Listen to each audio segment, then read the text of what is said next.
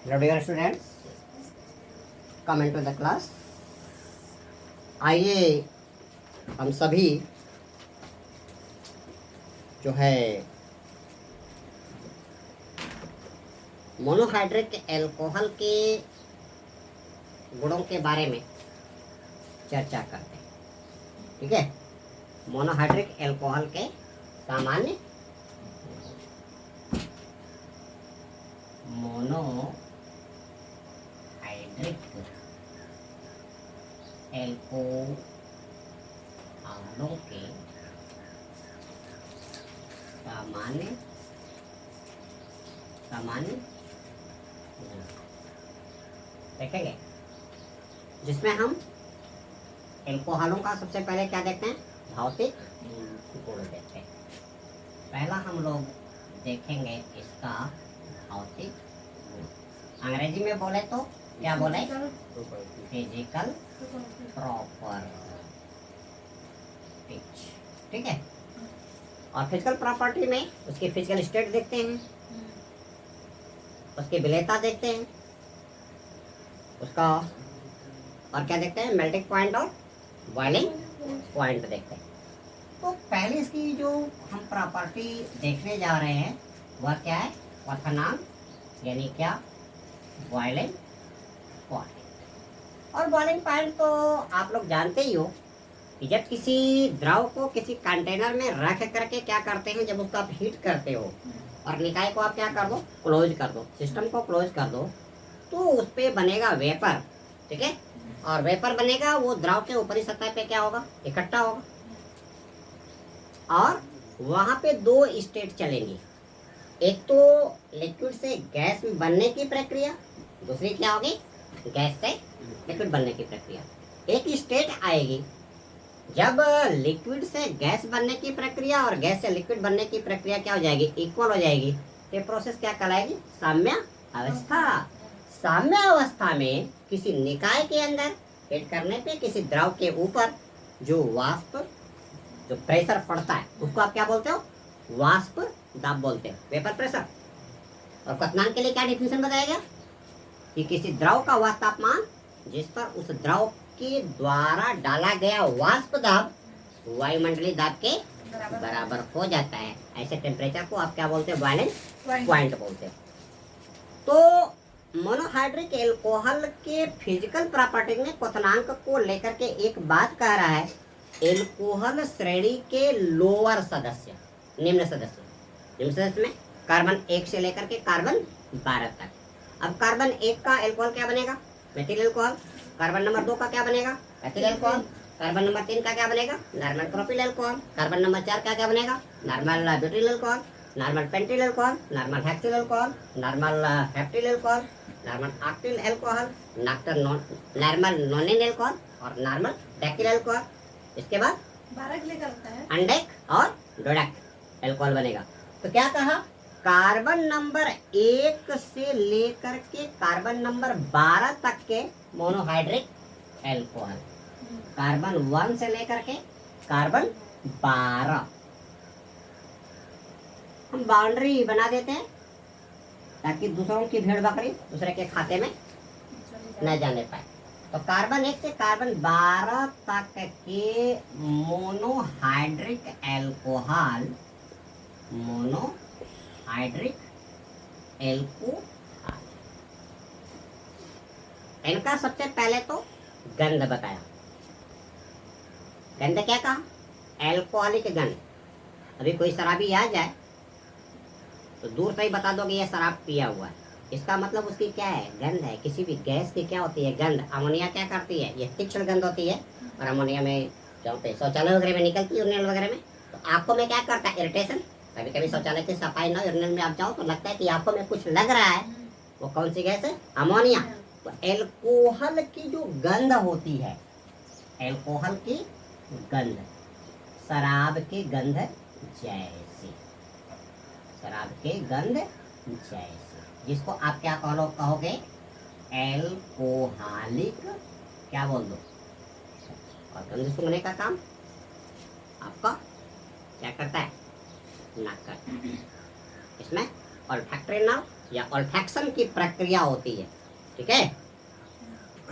तो गंध क्या हो गई? शराब की गंध। स्वाद कैसा होगा इसका? स्वाद होगा तीखा। किसी शराबी से पूछो कि शराब का कैसा गंध होता है, स्वाद होता है, तो शराब पीने के बाद अपना मुंह कैसे बनाएगा? इसीलिए वो टेस्ट थोड़ा बनाने के लिए क्या करता है, चिखना ले लेता है, ठीक है। तो स्वाद तो अच्छा है नहीं, फिर भी लगे हुए हैं। आगे क्या कह रहा है, जो इसके उच्च सदस्य होते हैं, कार्बन 13 से ऊपर जा, ठीक है। ये आपका कार्बन 13 से किधर चले जाएं, उच्च सदस्यों की ओर चले जाएं, तो इसके मोनोहाइड्रिक एल्कोहल जो होते हैं गंधहीन होते हैं, और क्या होते हैं, रंगहीन ठोस। गंधहीन और रंगहीन ठोस। ये आपके कार्बन 1 से कार्बन 12 तक ये किस स्टेट में है? लिक्विड स्टेट में। Methyl alcohol liquid, ethyl alcohol liquid. तो अब आपने देखा है ना, वो बोतलों में आती है, एक तो देसी आती है। गांव में लोग क्या करते हैं, महुआ वाला बना लेते हैं। ये किस स्टेट में? लिक्विड स्टेट में। अब कैसे पता लिक्विड स्टेट में? शीशी में बोतल भरी हुई हो, उसको पलट दो, ढक्कन खोल करके, गिर जाएगा और बहने लगेगा। और द्रव में क्या होता है, तरलता का गुण होता है, फ्लूइडिटी का गुण होता है, ठीक है। आगे कह रहा है एल्कोहल के क्वथनांक, अणु भार बढ़ने के साथ साथ क्या करते हैं, बढ़ते हैं। तो बॉइलिंग पॉइंट ऑफ एल्कोहल जब इंक्रीज करेगा तो उसका मॉलिक्यूलर वेट भी क्या करेगा, इंक्रीज करेगा। अगर हम आपको क्वेश्चन दे दें कि एक आप ले लो CH3OH, दूसरा ले लो C2H5OH, और तीसरा ले लो C3H7OH, methyl alcohol, ethyl alcohol, normal propyl alcohol, तो इनका बॉइलिंग पॉइंट देखो, इसका अणु भार कितना आएगा, कितना हो जाएगा, 12 3 16 प्लस 1, 12 3 15, 15 16 31, 31 एक कितना हो गया, 32। यहाँ पे कितना हो गया, 24 प्लस 5 प्लस 16 प्लस 1, 24 5 29, 29 16 45 एक कितना, 46। और इसका कितना हो गया, 36 प्लस 7 प्लस कितना, 17। तो 36 7 कितना, 36 7 हो गया 43, 43 और 17 कितना हो गया, 60। अणु भार बढ़ रहा है ना, अणु भार बढ़ रहा है, इसका मतलब क्या करेगा, बॉइलिंग पॉइंट क्या करेगा, बढ़ेगा। तो यहाँ पे आप बॉइलिंग पॉइंट के बढ़ने का क्या निकाल सकते हो, क्रम निकाल सकते हो, समझे। तो जैसे जैसे अणु भार बढ़ेगा उसका बॉइलिंग पॉइंट क्या करेगा, बढ़ेगा। तो मेथिल अल्कोहल का बॉइलिंग पॉइंट आपका कितना दे रहा है, 64.5 डिग्री सेल्सियस। इसका बॉइलिंग पॉइंट दिया कितना, 64.5 डिग्री सेल्सियस। एथिल अल्कोहल का कितना दे रहा है, 78.3 डिग्री सेल्सियस। और नॉर्मल प्रोपिल अल्कोहल का दे रहा है कितना, 97 डिग्री सेल्सियस। आगे नॉर्मल ब्यूटिल अल्कोहल का भी दे रहा है, क्या हो जाएगा, C4H9OH। और इसका बॉइलिंग पॉइंट आपका कितना दे रहा है, 180। तो यहाँ पे क्या देख रहे हो, कार्बन परमाणु की संख्या बढ़ रही है और स्ट्रेट चेन जा रहा है, और स्ट्रेट चेन जा रहा है तो इसका मॉलिक्यूलर वेट क्या कर रहा है, आगे बढ़ जाओगे तो मॉलिक्यूलर वेट क्या करेगा, इंक्रीज करेगा। तो आंख मूंद करके आप कह दोगे जब मॉलिक्यूलर वेट बढ़ेगा तो अल्कोहल सीरीज के, है ना, होमोलॉगस सीरीज के समझा श्रेणी पढ़े होंगे आप लोग, कितने का अंतर होता है दो क्रमिक सदस्यों के बीच में, CH2 का अणु भार कितना, 14 का अंतर होता है, ठीक है। तो ये आगे क्या करते जाएंगे, बढ़ते हुए चले जाएंगे। 12 3 15, 15 16 32, 24 7 29, 29 और 17 कितना हो गया, 46। कहाँ से बता रहा है, 12 3 15 और 17 15 कितना हो गया? 32 24 29 29 और 17 46 हो गया 60। यहाँ से 14 का बता रहा है सही। यहाँ भी 14 बता ही रहा है डिफरेंस। ठीक है, तो होमोलॉगस सीरीज समजात श्रेणी के दो क्रमिक सदस्यों के बीच में कितने का डिफरेंस होता है? CH2 का डिफरेंस होता है। और अणुभार में कितने का डिफरेंस होता है? 14 का डिफरेंस होता है। समझ आ गया? आगे क्या कहा? समावयवी एल्कोहल में, और समावयवी एल्कोहल क्या? Same molecular formula but different structural formula. यानी एल्कोहल सीरीज में आपके समावयवता की प्रॉपर्टी थी, और क्या होगा? एल्कोहल ही रहेगा, लेकिन वो कौन सी समावयवता दिखाएंगे? चेन समावयवता, श्रृंखला समावयवता। प्राइमरी एल्कोहल उसी अणुभार पे टूटेगा किसमें? सेकेंडरी एल्कोहल, और उसी अणुभार पे टूटेगा किसमें? Tertiary alcohol. तो समावी एल्कोहल में क्वथनांक की जो ट्रेंड आती है, आपकी आ जाएगी trends in boiling point of isomers of क्या? एल्कोहल। प्राइमरी एल्कोहल में स्ट्रेट जाता है,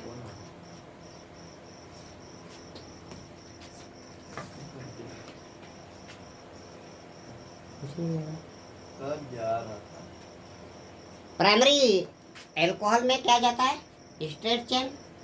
सेकेंडरी एल्कोहल में एक बगली में एल्किल समूह, दो एल्किल समूह, और टर्शियरी एल्कोहल में दो शाखाएं बटेंगी। जैसे देखिए आपका प्राइमरी एल्कोहल आपका ये बता रहा है, इधर कार्बन, यहाँ से आपका हाइड्रोजन, हाइड्रोजन यहाँ पे OH, और यहाँ पे क्या हो गया? एक एल्किल समूह, स्ट्रेट चेन। ये आपका PA हो गया। सेकेंडरी अल्कोहल में क्या होगा? यहाँ से OH और इसके दो वैलेंसी पे आपके क्या हो गए? एल्किल समूह, और एक वैलेंसी पे हाइड्रोजन। एक तो स्ट्रेट चेन जा रही थी, ये क्या हो गया? एक शाखा फूट गई ना, यहाँ पे शाखा एक तो बनी। टर्शियरी एल्कोहल में आपका यहाँ पे OH और इसके तीन वैलेंसी पे क्या? एल्किल समूह। एक शाखा तो आपकी ये जा रही है, स्ट्रेट चेन, एक शाखा आपकी ये बन गई, एक शाखा ये बन गई। तो शाखा बढ़ने के बाद बॉइलिंग पॉइंट क्या करता है? घटता है। किसके लिए? आइसोमर्स के लिए। और ऐसे एल्कोहल, मोनोहाइड्रिक एल्कोहल जो आइसोमर्स के रूप में, प्राथमिक एल्कोहल के रूप में, सेकेंडरी एल्कोहल के रूप में और टर्शियरी एल्कोहल के रूप में रिप्रेजेंट किए जा सके, तो उसमें प्राइमरी एल्कोहल का बॉइलिंग पॉइंट क्या आएगा? सबसे ज्यादा आएगा। उससे कम किसका आएगा? सेकेंडरी एल्कोहल का आएगा। उससे कम क्या आएगा? टर्शियरी का। कारण क्या है? प्राइमरी एल्कोहल में स्ट्रेट चेन, सेकेंडरी एल्कोहल में एक शाखा फूट रही है, और टर्शियरी एल्कोहल में दो शाखाएं फूट रही है। जैसे जैसे शाखाओं की संख्या, ब्रांच की संख्या बढ़ती जाएगी, उसका बॉइलिंग पॉइंट क्या करता जाएगा? तो यहाँ पे ट्रेंड्स इन बॉइलिंग पॉइंट क्या हो जाएगा? ये आपका PA, ये क्या हो गया? SA, और ये हो गया आपका टर्शियरी। तो ये आपका ट्रेंड्स क्या हो जाएगा? ट्रेंड्स आपका क्या हो जाएगा? ये हो जाएगा इन बॉइलिंग पॉइंट। यानी प्राथमिक एल्कोहलों का बॉइलिंग पॉइंट सबसे ज्यादा होता है, उससे कम किसका होता है? द्वितीयक एल्कोहल का होता है। उससे कम क्या होता है? तृतीयक एल्कोहल का। कारण क्या है? वहां पे शाखाओं की संख्या, ब्रांच की संख्या क्या करती जा रही है? बढ़ती जा रही है। ठीक है, आगे क्या कह रहा है? एल्कोहल का जो क्वथनांक होता है एल्कोहल का, क्योंकि एल्कोहल और ईथर क्या दिखाते हैं? समावयवता दिखाते हैं। Same molecular formula but different structural formula, and alcohol shows isomerism with ether. Property कौन सी? कौन सा आइसोमेरिज्म? क्रियात्मक समूह समावयवता। यानी ऐसे अणु, ऐसे यौगिक जिनके अणुभार क्या है? समान है, लेकिन उसकी रचना सूत्र में फंक्शनल ग्रुप क्या है? अलग अलग। और फंक्शनल ग्रुप अलग अलग होने के कारण उनकी फिजिकल एंड केमिकल प्रॉपर्टीज क्या होगी, डिफर होगी। ठीक है। और आइसोमेरिज्म की परिभाषा क्या बताया कि the property of compounds which having the same molecular formula but different structural formula due to differences in their structural formulas their physical and chemical properties becomes differ. यानी ऐसे अणु जिनकी अणु सूत्र सेम लेकिन रासायनिक संरचना उनके क्रियात्मक समूह में अंतर होने के कारण क्या कर जाती है, उनके भौतिक गुण और उनके रासायनिक गुण क्या हो जाते हैं, अलग हो जाते हैं। तो यहाँ पे बताया गया कि एल्कोहल ईथर के साथ क्रियात्मक समूह समझौता दिखाता है, लेकिन एल्कोहल में एल्कोहल के दो अणुओं के बीच में क्या कौन बांड काम करता है, हाइड्रोजन बांड काम करता है। और due to presence of hydrogen bond the boiling points of alcohol are higher as compare to ether having the same molecular weight. क्या कहते हैं, यदि समान अणुभार है, ईथर में ऑक्सीजन के 2 वैलेंसी पे 2 एल्किल समूह जुड़े और वहां पे आपके एल्कोहल में हाइड्रोक्सिल ग्रुप जुड़ा और 2 एल्कोहल के अणुओं के बीच में क्या काम करेगा, कौन सा बल है, अतिरिक्त है हाइड्रोजन बॉन्ड। और हाइड्रोजन बॉन्ड होने के कारण ये आपके ईथर क्या करते हैं, अरे एल्कोहल उनके बॉइलिंग पॉइंट्स क्या होंगे, ज्यादा आते हैं। ठीक है, उनकी बॉन्डिंग को तोड़ना आसान नहीं है क्योंकि ईथर आपका क्या होता है, गैसेस स्टेट में, बड़े हाई प्रेशर पे लिक्विड स्टेट में है, लेकिन जैसे उसकी बोतल को खोलोगे गैसेस स्टेट में जाएगा। इसीलिए ईथर की गैस को आप किसको कहाँ पे यूटिलाइज करते हो, एनेस्थेसिया में, बेहोश करने के लिए। इसका एक फायदा है क्योंकि जो क्लोरोफॉर्म आप एज ए एनेस्थेटिक्स आप यूटिलाइज करते हो, क्लोरोफॉर्म में ऑक्सीकरण के कारण फॉस्फेन गैस का निर्माण होता है। कभी कभी क्या हो जाता है, फॉस्फेन गैस बनने के कारण ये काफी टॉक्सिक हो जाता है।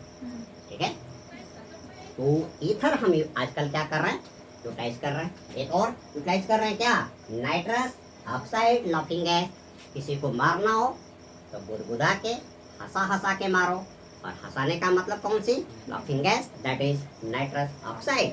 तो आपके समान अणुभार के आपके एल्कोहल के समावेश ईथर, ईथर का बॉइलिंग पॉइंट क्या आएगा, समान अणुभार के एल्कोहल से कम आएगा। क्यों, क्योंकि ईथर के दो अणुओं के बीच में हाइड्रोजन बॉन्डिंग नहीं है और एल्कोहल के 2 अणुओं के बीच में क्या होती है, हाइड्रोजन बॉन्डिंग होती है। Due to presence of hydrogen bond between the molecules of alcohol their boiling points are higher as compare to ether having the same molecular weight.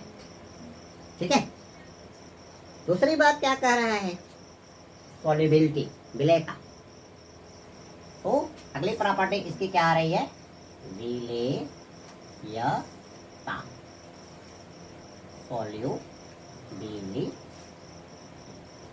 ठीक है, क्या कहा, अणुभार बढ़ने के साथ साथ विलेयता जल में क्या करती है, पहली बात तो आपका जो एल्कोहल है जल में कम विलेय है क्योंकि समान समान में घुलता है।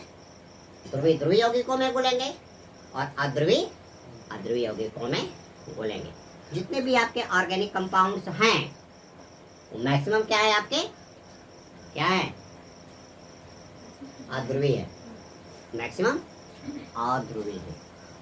या कार्बनिक यौगिक किसमें घुलेगा, कार्बनिक विलायकों में ज्यादा घुलेगा। ठीक है, और आपके आयनिक यौगिक आयनिक विलायकों में घुलेंगे। ठीक है, एक प्रश्न आता है कि अगर हम शराब में नमक बोले और शराब में चीनी बोले, कौन ज्यादा घुलेगा, चीनी ज्यादा घुलेगी क्योंकि चीनी क्या है, आपकी ऑर्गेनिक कंपाउंड्स है और शराब क्या है, ऑर्गेनिक कंपाउंड्स है। दोनों के बीच में कौन सी बॉन्डिंग, कोवैलेंट बॉन्डिंग। दूसरी बात, नमक, नमक आपका क्या है, आयनिक कंपाउंड है, आयनिक यौगिक है क्योंकि उसका जब आप इलेक्ट्रोलाइसिस कराओगे ब्राइन सॉल्यूशन तो वो सोडियम आयन में टूटेगा और वहाँ पे आयंस हो गए ना। तो शराब में नमक क्या करेगा, कम घुलेगा, शराब में चीनी क्या करेगी, ज्यादा घुलेगी। तो ये कह रहा है कि अणुभार जैसे जैसे एल्कोहल का बढ़ेगा वैसे वैसे उसकी सॉल्युबिलिटी क्या करेगी, कम होगी। तो मेथिल एल्कोहल ज्यादा घुलेगा, एथिल एल्कोहल क्या करेगा, और कम घुलेगा, नॉर्मल प्रोपिल अल्कोहल और कम घुलेगा। बड़े वाले तो तेरह से बाद वाले किस स्टेज में, ठोस स्टेज में। पहली बात तो उनको बोलने के लिए क्या करोगे, चुल्ली अवस्था में ले आओगे, है कि नहीं। अगर हम पानी में पत्थर डाल दें कितनी देर में घुल जाएगा, नहीं करेगा, ठीक है। तो यहाँ पे क्या बताया कि जैसे जैसे एल्कोहल सीरीज का अणु भार इंक्रीज करता जाएगा उसकी विलेयता पानी में क्या करती जाएगी, घटती जाएगी। आगे क्या कहा, एल्कोहल जल में थोड़ी मात्रा में घुल जाता है। क्यों घुल जाता है, क्योंकि जल के अणुओं के बीच भी क्या है, हाइड्रोजन बॉन्डिंग होती है, और के एल्कोहल के दो अणुओं के बीच में भी क्या होती है, हाइड्रोजन बॉन्डिंग होती है। तो same nature, bonding in same nature होने के कारण क्या करता है, एल्कोहल पानी में क्या कर जाता है, घुल जाता है। प्रश्न बनता है कि आपका एल्कोहल पानी में घुलता क्यों है, तो दोनों के अणुओं के बीच में क्या काम करता है, हाइड्रोजन बॉन्ड करता है, और बॉन्डिंग फोर्स की सिमिलरिटी के कारण सॉल्युबिलिटी उसकी क्या होती है, इंक्रीज कर जाती है। तो दोस्तों इस वीडियो लिंक में इतना ही। अगले वीडियो लिंक में आपको एल्कोहल के रासायनिक गुण के बारे में पढ़ाया जाएगा, जो काफ़ी इम्पोर्टेंट टॉपिक्स है। तो आप मेरे अगले वीडियो लिंक की प्रतीक्षा कीजिए। बहुत ही जल्दी मेरा अगला video link related to topics कौन सी होगी, एल्कोहल के रासायनिक गुण पे जारी होगी। धन्यवाद।